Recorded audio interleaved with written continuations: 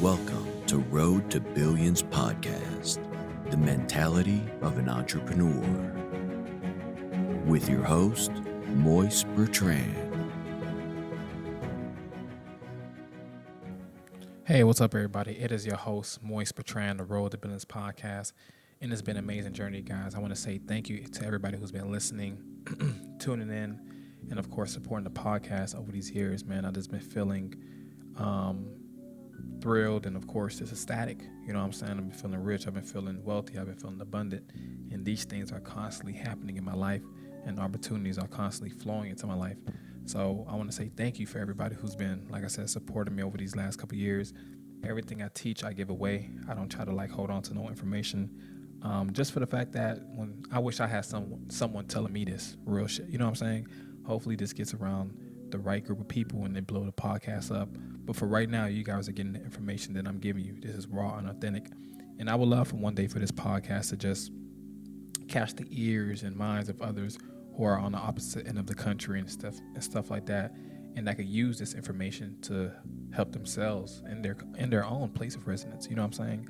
I do feel like real estate is one of those things where it's universal and it's spoke about and it's understood. You know what I'm saying? You don't have to have all the money in the world. You don't have to have the best of living situations to come into millions, to be someone in real estate.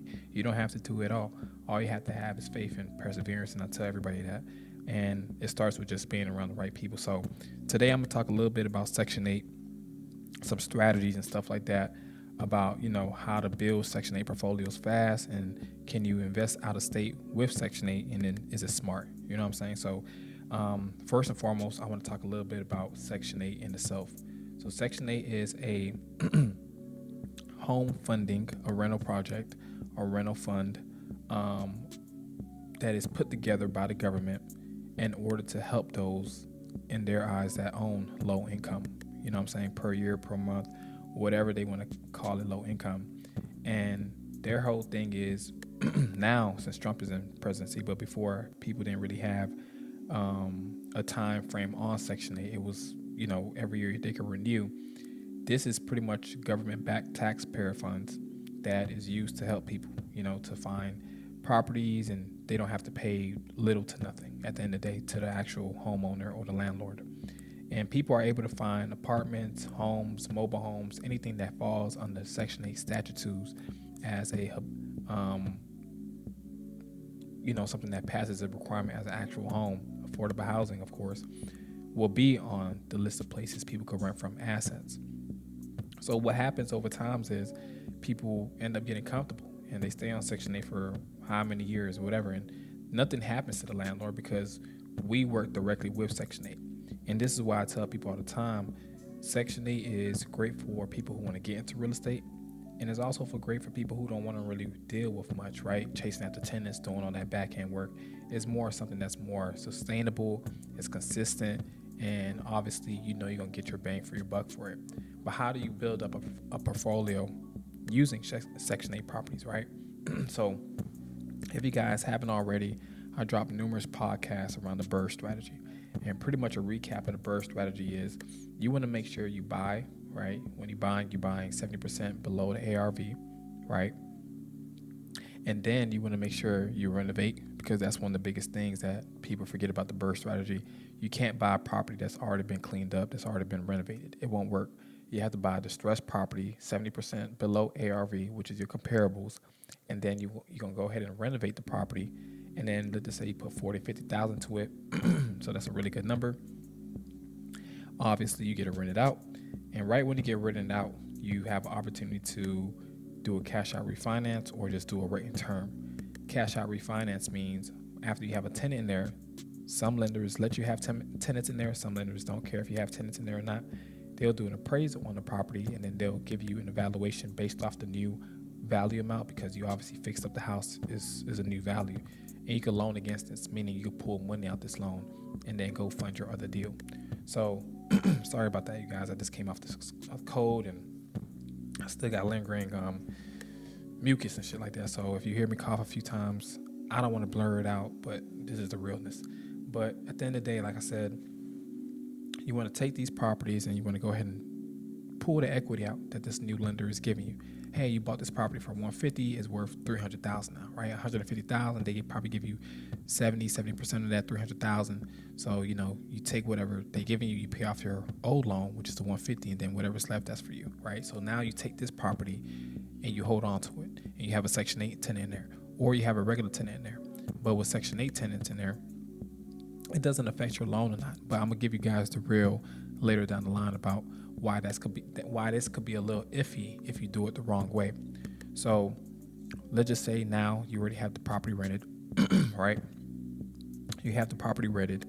You are able to pull out this cash out, right? So they say, hey, you're gonna get $45,000 back when you pull this money out. You initially put down $15,000, you guys. So you have another 30 coming back to you. So you got $30,000 back. Bam. So now you got 45,000. So with the 45,000, you could tell yourself, like how some people will, oh, let me go ball. You feel me? Like that's automatically no. You don't want to do that. You want to go say, let me see who I could go call to go ahead and find me a spot, right? So with that being said, when you're having all this cash is not for you to go spend. Whatever's left is for you to spend, right? You don't pay taxes on a cash out refinance because it's still technically a loan that you're paying for. The only person who's paying for it really in reality is the tenant. So you're just the middleman of your own house. You collecting the money, the rent, you making a good cash flow on it, and then whatever's left you keeping, and then you just paying off the regular mortgage and insurance and everything. So you're supervising this home now. You no longer have money in this home, but it's still your home at the end of the day. So now you're just doing amazing things, right? You have this house on the into a 30-year loan. You know, you have a tenant in there, and goodness comes from that, right? But let's just say you do it another way. Let's just say you do it with Section 8 tenant, right?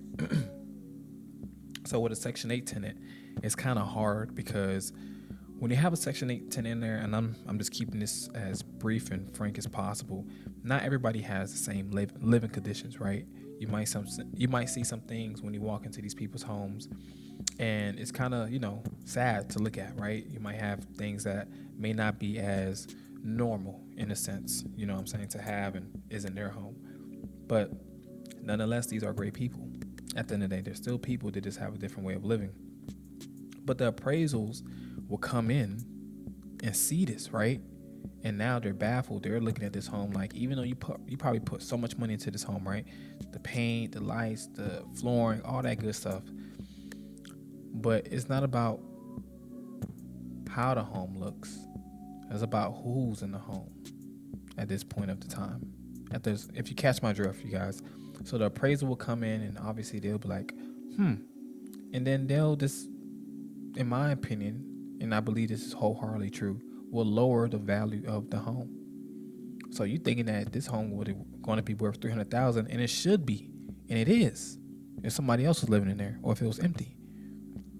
But since this person is living in here, and their living conditions may not be as normal to the regular person, to someone else, or in your household, to say that, they go ahead and lower the value of the home. So now you're thinking you're about to get a $300,000 ARV, and it's really $240,000, $60,000. This happens a lot. It's called redlining.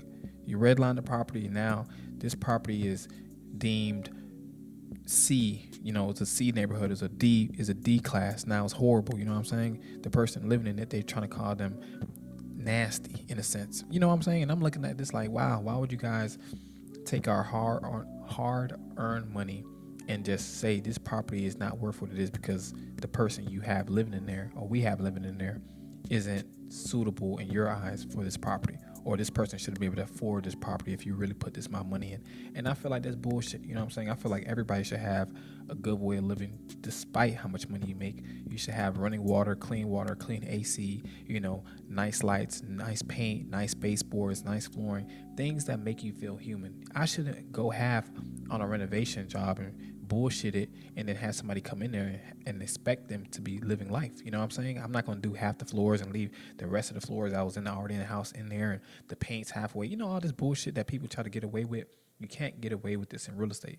So appraisers will come in and they'll devalue the home. So Section 8 is kind of tough if you go ahead and refinance with a Section 8 tenant in there. So I always tell people, listen, at the end of the day, refinance out, find a lender that does no tenant or tenant, and you know, they'll more than likely just be okay with no tenant in there.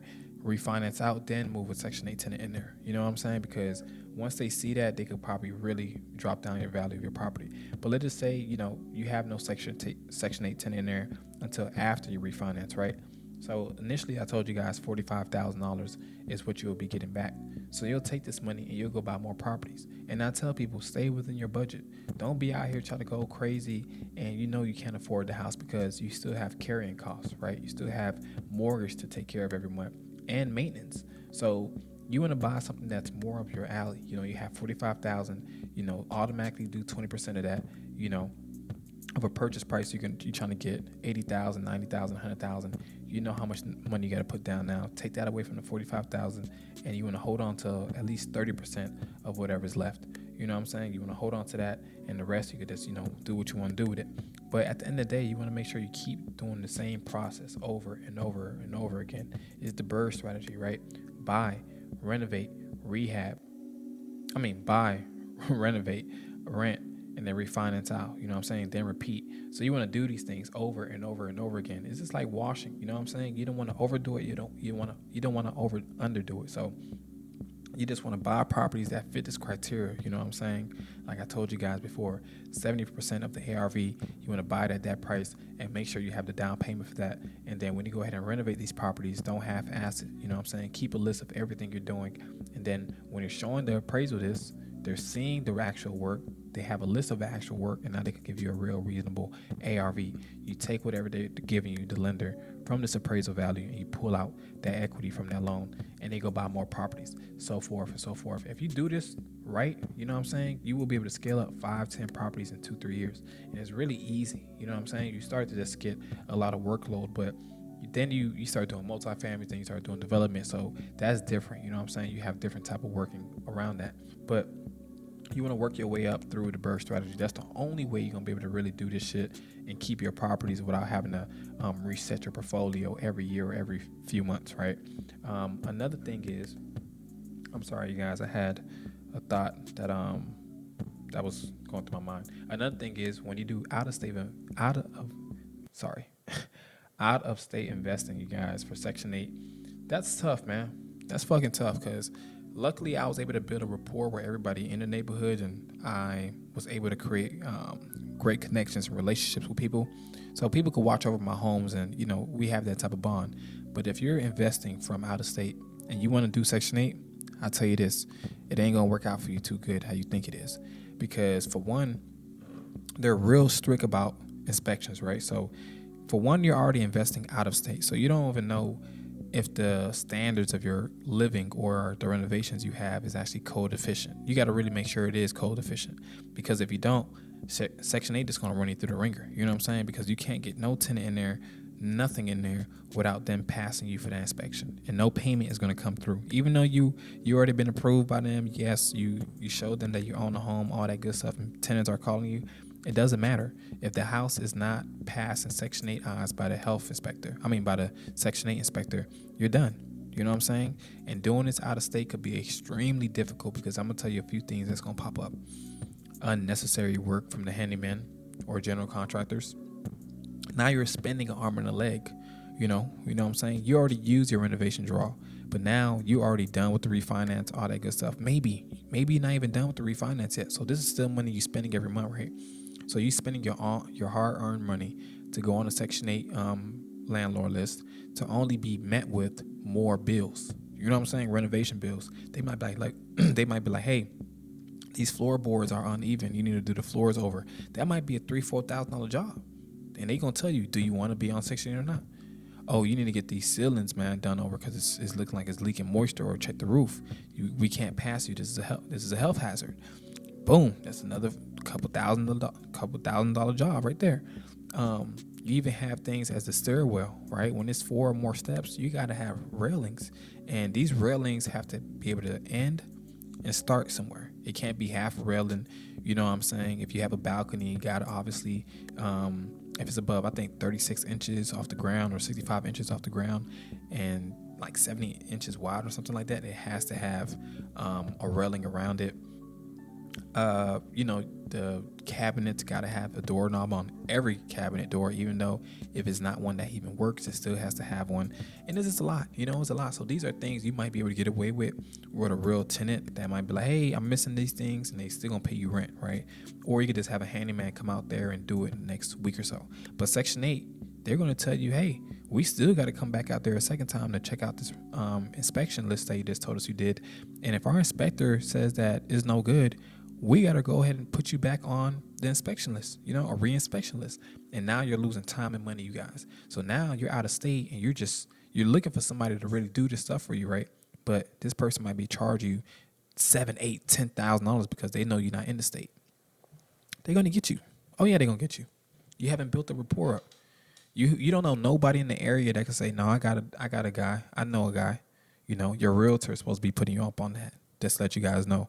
But you don't want to be that person who sits there and bullshit. You know what I'm saying? You want to really be the person who does everything that people say they're going to do. So if you invest in a Section 8, I'd rather you be on the floor. I'd rather you go into the housing authority office and really meet with these people. I'd rather you really be face-to-face with the people who are moving into your home or with the guys that's working on your house. The minute you across the states and you wherever you at and you're investing, if you don't have a real honest property manager that you knew before real estate or you built a rapport with as a friend or a close colleague of yours, you're going to be ripped through the walls, man. They're going to charge you not only property management fee, but they're going to charge you. They're going to pad the damn invoices, meaning they're going to put a lot more on it that's not even necessary to be paying. So a $7,000 job, they might be charging $10,000. They might keep $3,000. You know what I'm saying? Now you going across the street saying, hey, man, I got done in by $10,000. They said $10,000 for that job. Man, we could have found somebody to do that job for $3,000, man. And you over here running around because you didn't know. You didn't really be into the realm of real estate. You don't know who's working on your house. You're just looking for anybody at this point to work on your property to make it Section 8 approved.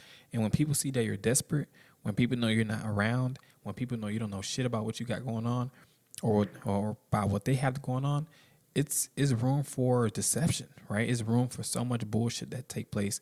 And I wouldn't recommend it to anybody who really want to have a at least stress-free in a quote-unquote portfolio, right? Unless you are moving from one state to the other and you actively bought in the same state you're living in right now, then you moved. That's cool because by that time you kind of know the area, you know what's going on, you know the people, you can call on. So you kind of have a good, way of thinking, right? But buying somewhere you've never been, not knowing the neighbors, not knowing what's going on, it's room for error, huge error, marginal error. And I wouldn't put nobody else in charge of a property that I bought because that opens up so much room for litigation. That opens up so much room for just negligence and, possibly bankruptcy if the person who is doing your project isn't doing this efficiently, if they're skipping steps. If Section 8 even is telling you, hey, listen, we don't want this property at this point. This property seems like it's not even worthy. You know what I'm saying? So I tell people all the time, I'm like, listen, man, you want to be the person who people come to when it's time to do a good job. And you don't want to be the person who people come to when it's time to, look for the work to be done over. You know what I'm saying? You don't want to be the person people calling back, or you don't want to be the person calling people back to do the same job over twice, right? Hey, man, you said you were going to take care of these outlet covers, and, the person who obviously is conducting the inspection is telling you, yeah, they're missing the outlet cover still. And you just had a conversation with this person, but they're too busy taking care of the floors or the ceilings or the paint, and they're just taxing you from all areas. All right, give me $25 an outlet cover. Man, what the fuck are you talking about, $25 an outlet cover? You know what I'm saying? That takes literally 5 seconds to put on. But they still want the money because they feel like you got the bag. You know what I'm saying? You got the bag. You got the houses. They don't even know if you have 1 house, 2 house, 3 house, 4 house, 10 houses, whatever. They see you with a house. They see you not there living in it. They know you got money. You know what I'm saying? They going to assume you got some type of bag. And that's the biggest thing about real estate, man. So would I invest out of state only if I lived in that same state I'm investing in? If not, if I never been to it, if I don't know nothing about it, negative. You know what I'm saying? But it may work for somebody else, But what I'm saying is if you have somebody who's already living there that's a close person, then you could consider it. You know what I'm saying? But never been, never seen it at all, I wouldn't even try it, man, because at the end of the day, it calls for so much it calls up it causes so much to happen. You know what I'm saying? You don't want to be that person who comes into the game and their first thing that happened to them is tapping out. You know what I'm saying? That's not a really good way of living. You don't want to be that person. You know, you want to get into something that obviously everybody else is doing. And once you get into it, you want to stay in it. You don't want to be kicked out abruptly. You don't want to be that person. You know what I'm saying? So I tell people all the time, man, real estate, is it possible to build a portfolio? Yes, if you're doing it the right way with the BRRRR strategy. Like I said, taking your cash, not blowing it on women not blowing it on dudes or vacations or extra shit, or dudes don't be blowing it on jewelry and fashion, all this shit, whatever we be doing sometimes. You know, we got to really focus on that bag. We got to really focus on building these houses up. We got to really focus on building land, because as you guys heard Trump recently say, man, everybody who owns a home, he's going to make them extremely wealthy. And I don't think that's going to be very easy to buy a home in the next 5-10 years, because the way life is moving right now, the way the government is really playing their cards, man, I think it's only going to be for the middle class and upper class to buy homes. Everybody else is just going to be renting for the rest of their life, unfortunately. And you don't want to be that person. So I urge you guys to piece up, you know, get with some people, get 3-4 other people, 5-10 G's a pop. Let's do it. Let's go buy a house. Let's go buy a building. Let's go buy a land. Let's buy something. You know what I'm saying? Don't be sitting around here popping bottles in the club acting like we made it. Nigga, we ain't make shit. Well, nigga, I made it. I'm still on the come up though. But I'm where I want to be at for the most part. I'm still got some places to go. You know, I'm still reaching the pinnacle. But you don't want to be in the club and you just want to say you popping bottles because you don't got a motherfucking salary. You know what I'm saying? That's cool to have a job, but let's build something bigger than the job, because the job is there. You see how they could get rid of your ass. They have a building. They have real estate. They have a cycle. They have systems in place. They have people who are appointed at this point. So whoever built the business up, they built a business. They didn't build a job for themselves. They built something that takes away time, and they bought their time to buy yours. So you wouldn't think the same way. You don't want to be like, oh, I'm going to work this job to the rest of my life. If you want to, that's cool. If you don't, listen, this podcast is for you. This episode is for you. This lifestyle is for you. You don't want to be that person who works 34, 50, 60 hours a week, man. Don't. You don't have to. You really just got to ask yourself, what are you willing to give up in order to live the life you really want to? Are you ready to like sit down for a year or two, no vacations, no fun, that's to really grind, that's to really lock in? Yeah, you really have to. Because what they're going to tell you in society is every year we're going to pop a bottle, we're going on vacation, we're going to do this and this and that. You done spent $10,000, $15,000 on some shit you could have automatically bought some land or a house for with your people, and now you back at square one. Monday at 9 a.m., getting off at 5. Tuesday, Wednesday, Thursday, another fucking lifetime doing it. And you had the opportunity. You had multiple opportunities, but you continue saying to yourself, hey, we're going to get it right back. We're going to get that. We're going to blow that bag. We're going to get it right back. But why? Why not just sit on the bag? Why not accumulate the bag? Why not grow the bag? Why blow it? Money respects people who respect it. So if I get $1,000, my first thing is, what the fuck I'm going to spend with this $1,000? I'm going to take care of what I need to take care of, bills, and then I'm going to give back. And whatever's left, we're going to see how we could grow it. You know what I'm saying? Some people say, man, fuck that $300. Fuck that $400. I ain't going to be able to grow it. But compound adds up. You know what I'm saying? If one of my people, let's just say one of my friends need 200, I'm like, here, bro, here's 200. I just need you to give me back 275 back. That's cool. They could do that every month with me. I'm making $75 extra. Imagine if I start upping it up $500. You know what I'm saying? $600. You doing this, and people you know that got money, but they just need a quick little buck here and there to do it like a bill or a sale or whatever they got to do. And then they got to take these things and be able to, invest in their own brand or their own personal lives, but they're able to pay back because they have a 2-week check. That's cool. You know what I'm saying? But you got to think like a boss. You got to think about how could you start gaining, more than wasting and squandering. We at a point where 5-10 houses, man, you're gonna be sitting real nice in the next 10, 15 years. You know what I'm saying? Imagine 20, imagine 30, imagine 40, imagine a building, imagine apartments. You do these things, man, I'm telling you guys, you're gonna really be lit. So I'm doing these things. I'm learning about myself. I'm learning about how to be richer. I'm learning about how to do things in a sense where I may not have all the money right now, but I'm going to get to it. The plan's still going to get executed. Shit's still going to get done. The money's the last of my worries. Who's going to be here when I really make it? You know, who's going to be around when I really take off? You know, what is it going to look like when I really take off? And I have that image in my head. I have the lifestyle in my head. And I want you guys to start thinking the same way, man. You may not have everything together. You may not have the credit score, the most money in your account, not even a nice car. You might even not even consider yourself pretty or handsome. But that doesn't mean nothing. You know what I'm saying? Whatever you think about yourself will become true. And I feel like I'm a handsome, wealthy young nigga. So other than that, bro, I just feel like, you know, me as a young man, I want to take that objective that I have in my brain and I want to impute that to you guys, letting you guys know you could be fucked up, but you don't know how tomorrow might look. You know, tomorrow you might luck up. You know, you will luck up. You might hit the lotto. You know what I'm saying? Now your whole life is changing. You could be telling everybody, man, I remember yesterday, man, I was broke as fuck. You know what I'm saying? Or you might buy your first house with no furniture, but you did something that nobody else around you was able to do. And that was to buy a house. You did the hardest part ever. You got the hardest part out the way. You know what I'm saying? That's an accomplishment in my eyes. Not everybody could do it. It takes a lot of cojones to do that, a lot of balls. You gotta have a lot of confidence in yourself, knowing you committed to something for 30 years besides a marriage. You know what I'm saying? That's a lot of commitment, and you did it, and you seen it.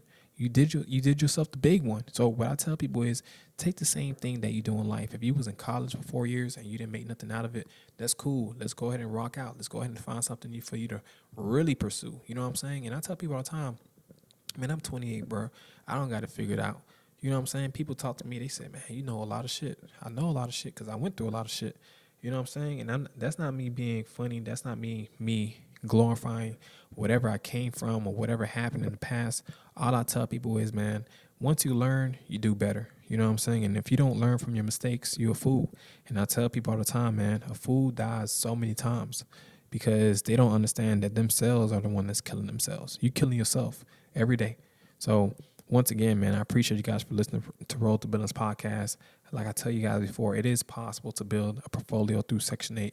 It doesn't matter who's in the house. It just matters what their appraisal come back out to. You know what I'm saying? So whatever way you got to go ahead and make it work, man. And the second thing is, would you invest in houses outside of the state doing Section 8? I wouldn't. You know, at the end of the day, I would not unless I came from that state, unless I built a rapport with people, unless I knew the actual city, the neighborhood, even the people around there. So once again, man, that's my 2 cents. I don't want to keep you guys too much, but I was able to give you guys this podcast today. I've been dropping constantly for the last 2 days. Yeah, it ain't a lot, but like I said, you get what you get, and I'm giving you what I can. So I appreciate you guys for Road to Billions podcast. It's been an amazing journey. Put God first. Thank you.